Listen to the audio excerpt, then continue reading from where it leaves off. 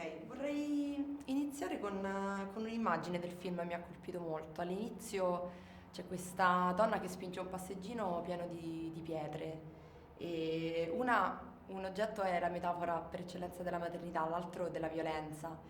E volevo capire se era intenzione sua il fatto che il film mettesse in scena questo conflitto tra maternità e violenza.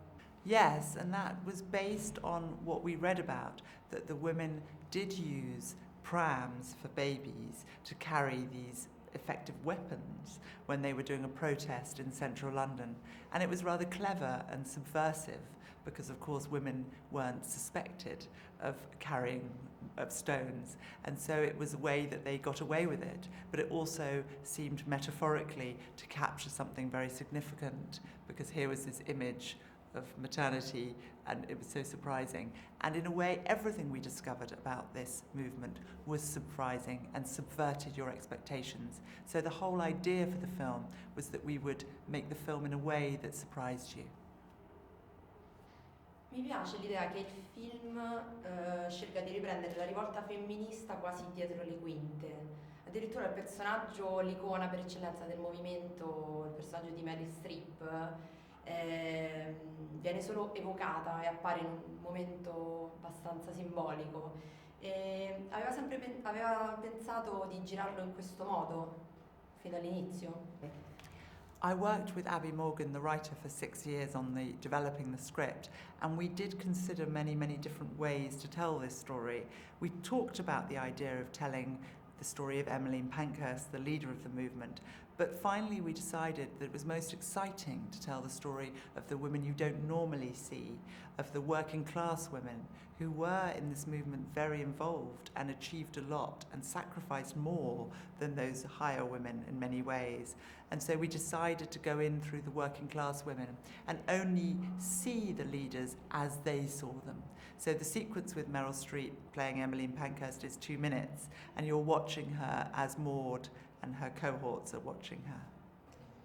Prima della conquista del voto alle donne venivano negati praticamente tutti i diritti. Oggi secondo lei la situazione è cambiata, in particolare nell'industria cinematografica e per le registe donne? Well, in some ways we've come very far from 100 years ago. You know, women have many, many more rights, certainly in parts of the world than they had 100 years ago.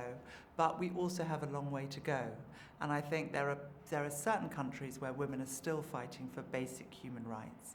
And also, even within the film industry, we have inequality, so that only under 10% of films each year are directed by women. We've still got over 90% directed by men. We really, really have to change that, and those films on the whole are not reflecting the society we live in. And film is an important mirror of our culture, and it influences people. And so I think it's vital that we get more diversity and more women behind the camera, and also that we carry on speaking out against inequality across the globe. È passato un sacco di tempo da Brick Lane, quasi 10 anni. Cosa l'ha spinta a imbarcarsi in questo progetto abbastanza difficile? I very much wanted to make this film for a long, long time. There's never been a film about this movement. It seemed to lend itself to cinema. They were women of action, they were exciting, they were doing things that were surprising and important and changed the course of our history. And I felt passionate about resurrecting these women and telling this story, and also making it feel relevant to an audience today. So really it was a passion project for me. Thank Thank you very much. Good to meet you.